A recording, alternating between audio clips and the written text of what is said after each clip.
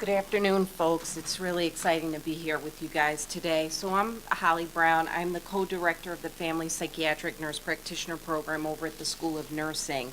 We were one of the first programs at the school to go to an online format. So we feel like we're in the Wild Wild West a little bit, and that's it's a really terrific place to be.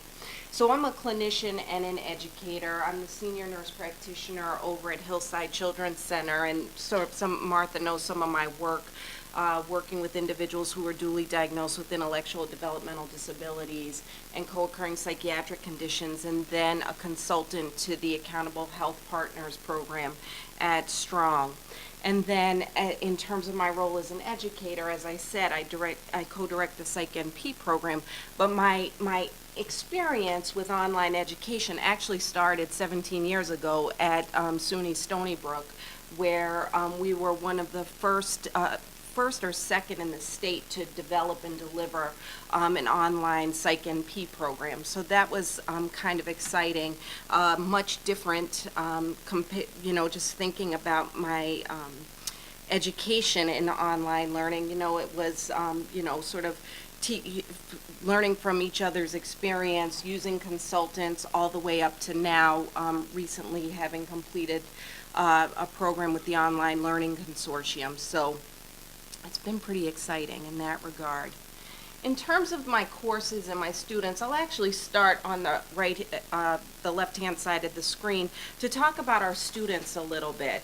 So we have a variety of folks that come into our NP programs. They may be individuals who are nurses already, prepared at the associate's degree level, coming in to complete their bachelor's portion and then moving to the master's program. We have students that already have a bachelor's degree in nursing, have a fair bit of experience, at least 3+ years of experience, and are coming into the master's program to complete their NP.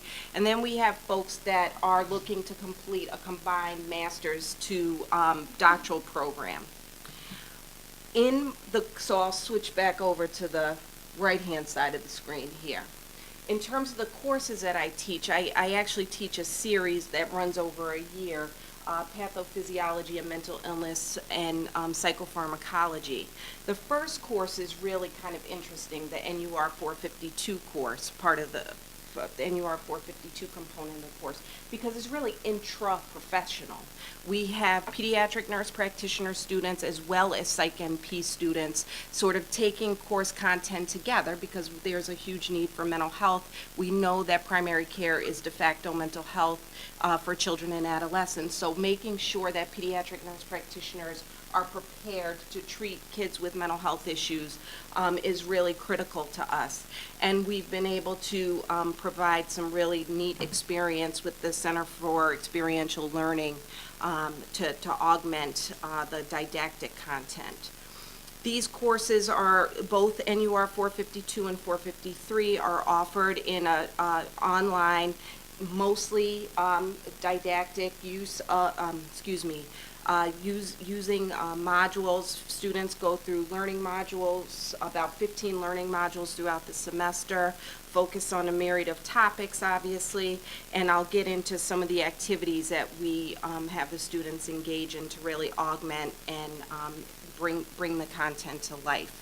The third course that I teach is actually a clinical course. NUR 458. This is the final clinical course for the graduating Psych NP students. They are completing 224 clinical hours in their community, so they could be all over New York State. The majority of our students are local, though. And then we meet with the students 7 times during the semester using Zoom as the technology to connect folks, to go over cases, talk about things related to role, development of the Psych NP role, etc. So lessons learned about designing and developing online courses. We are very fortunate at the School of Nursing. We have a rich team, which I'm going to talk about in a couple minutes. But some of our strategies for success is the use of the quality scorecard, which provides an evidence-based framework, but then also thinking about these best practices that I have listed here, and I'm not going to go through all of them just because of time, but sort of this combined, what are the tools of the trade, as well as what does the evidence tell us in terms of how to deliver quality online programs. And of course, we use for evaluation the Quality Matters standards, and these 8 standards related to making sure that our courses are properly introduced. We have objectives, we have assessment measures, etc. So just a couple of examples of those in terms of introducing our courses, that there are clear expectations, creating an assignment table and a checklist to guide students as they're working through course materials, thinking about alignment tables in terms of developing course content, learning objectives, module objectives. How are we going to assess that learning? What activities are students going to engage in, as well as sort of reading materials to guide them. In terms of faculty presence, we have really worked hard with our students to ensure good faculty presence, making sure that students are introducing themselves to one another, that there's a picture there. We have virtual office hours. I run virtual office hours in my courses twice a week, where students can join me via Zoom to come and talk about course content. And then on the discussion boards, having an ask a question thread, where students can ask questions about content, course facilitation, whatever they need, and I can get back to them pretty quickly within 24 hours of those questions going up. When we think about our discussion board assignments, the things that we focus on are accountability, giving the students clear instructions about what we expect to hear from them on the discussion board, with some rubrics to guide them. Thinking about their engagement, reminding them about netiquette, and thinking about safety so students can share without feeling defensive about what they're putting up there. And then giving them some choices about how they want to do that work is evident in our courses. So you see an example of grading criteria for a case discussion that might take place on the discussion board, and really giving them some ideas about what meets full credit, partial credit, or minimally meeting that standard for the objective. Of course, we use a variety of technology. I mentioned Zoom. Blackboard's obviously our learning management system, but we use Zoom quite a bit in our program, certainly to connect folks, to talk about content, to conduct the office hours, as well as to think about the clinical practicum experience. And then we are using, I don't use VoiceThread, but my colleagues do use VoiceThread as a strategy to engage students, to give students feedback, etc. We have our learner support built into our program, so students can access this with any questions or issues related to Blackboard. And then, of course, accessibility. We are running fast. Would you say that, Andrew? In terms of making sure that all of our content is accessible for our students. So lessons learned about teaching online. So evaluation is critical. I feel like we are continuously in an evaluation process, really assessing the effectiveness, learning from each other in terms of approaches and methods for teaching, both within our faculty group, but of course across other institutions. So we're always in this process of continuous planning.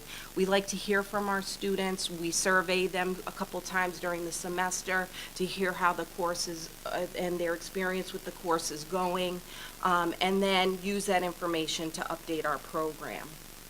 We also highly value the support that we have from our instructional design team, our IT team, our educational specialists, also our administrative support, and the support that we've received from our administration related to faculty training and development. So that collaboration piece, I would say, is sort of a hallmark of our program. And we really believe that it takes a team to deliver that high quality distance education program. So Ko and Rasen talk about this, right?